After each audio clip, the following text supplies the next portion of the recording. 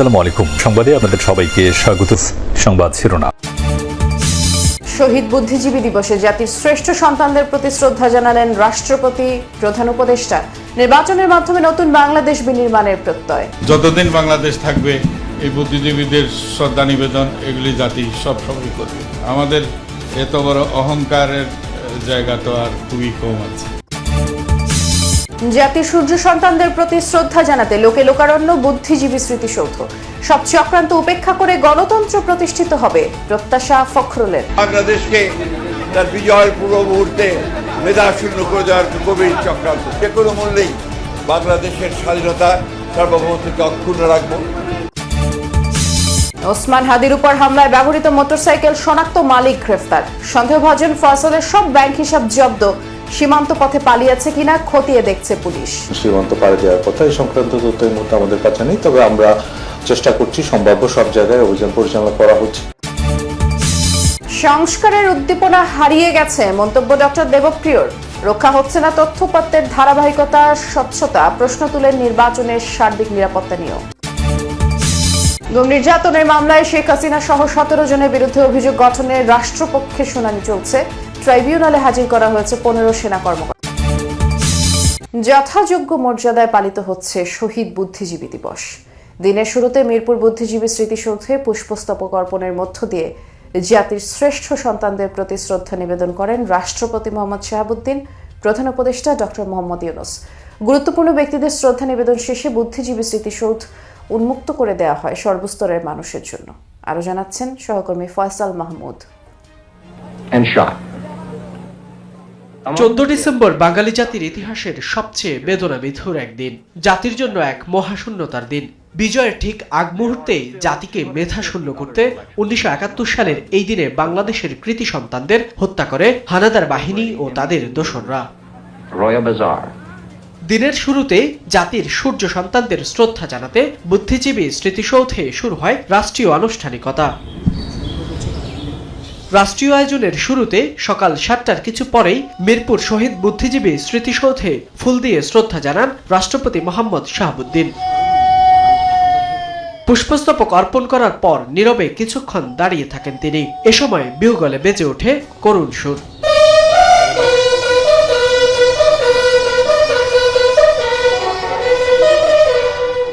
রাষ্ট্রপতির শ্রদ্ধা নিবেদনের পর স্মৃতিসৌধে যান অন্তর্বর্তী সরকারের প্রধান উপদেষ্টা ডক্টর মোহাম্মদ ইউনূস। রাষ্ট্রীয় আচার অনুযায়ী এ সময় শহীদ বুদ্ধিজীবীদের স্মৃতির প্রতি সম্মান জানিয়ে কিছুটা সময় নীরবে দাঁড়িয়ে থাকেন তিনি। এ সময় বেজে ওঠে বিহুগলের করুণ সুর। পরে উপস্থিত মুক্তিযোদ্ধাদের সঙ্গে কৌশল বিনিময় করেন ডক্টর মোহাম্মদ ইউনূস। এরপর স্মৃতির মিনারে একে একে পুষ্পস্তবক অর্পণ করেন প্রধান বিচারপতি ও উপদেষ্টা পরিষদের সদস্যরা। এ সময় মুক্তিযুদ্ধ বিষয়ক উপদেষ্টা ফারুক আজম বলেন, আগামী নির্বাচনের মাধ্যমে জনগণই নির্মাণ করবে নতুন বাংলাদেশ। সামনে তো একটা নির্বাচন আসছে, সেই নির্বাচনে জনগণ অংশ নেবে, আনন্দ উৎসবের সাথে অংশগ্রহণ করবে এবং তার পরবর্তী পর্যায়ে জনগণের মতামতের ভিত্তিতে যে সমস্ত সরকার আসবে বাংলাদেশে আগামী ভবিষ্যতে, তার জন্য একটা জুলাই সনদ হয়েছে, তারই ভিত্তিতে নতুন বাংলাদেশ গড়ে উঠবে। রাষ্ট্রপতি ও প্রধান উপদেষ্টা চলে যাওয়ার পর মিরপুর শহীদ বুদ্ধিজীবী স্মৃতিসৌধ উন্মুক্ত করা হয় সাধারণের জন্য। ফুলে ফুলে ভরে ওঠে প্রেরণার স্মৃতিসৌধ। স্বাধীনতা, সুশাসন আর অর্থনৈতিক মুক্তির আশায় যে আত্মত্যাগ করেছেন দেশের শ্রেষ্ঠ সন্তানরা, তা স্বাধীন বাংলাদেশের 54 বছরেও অধরা। তরুণ প্রজন্ম বলছে, বুদ্ধিজীবীদের স্বপ্নের স্বনির্ভর বাংলাদেশ গড়াই হবে তাদের প্রতি সবচেয়ে বড় শ্রদ্ধা। ইনকিলাব মঞ্চের মুখপাত্র ওসমান হাদির উপর হামলায় ব্যবহৃত মোটরসাইকেলটির নাম্বার প্লেটের সূত্র ধরে একজনকে গ্রেফতার করা হয়েছে। শনিবার রাতে মোহাম্মদপুর থেকে মোটরসাইকেলের মালিক আব্দুল হান্নানকে গ্রেফতার করা হয়। সকালে ডিএমপির মিডিয়া সেন্টারে সাংবাদিকদের এসব তথ্য জানান ডিসি মিডিয়া তালিবুর রহমান। বলেন, হত্যা চেষ্টায় হান্নান জড়িত কিনা সে বিষয়টি খতিয়ে দেখা হচ্ছে। আর ওসমান হাদিকে গুলি করা অপরাধীদের গ্রেফতারের সর্বোচ্চ চেষ্টা করা হচ্ছে। এর মধ্যে শুটারকে শনাক্ত করা হয়েছে। আর এক প্রশ্নের জবাবে তিনি বললেন, অপরাধীরা পালিয়ে গেছে কিনা এমন কোনো তথ্য জানা নেই। কেন তাকে হত্যা চেষ্টা করা হচ্ছে সে বিষয়গুলো তদন্তেই উঠে আসবে।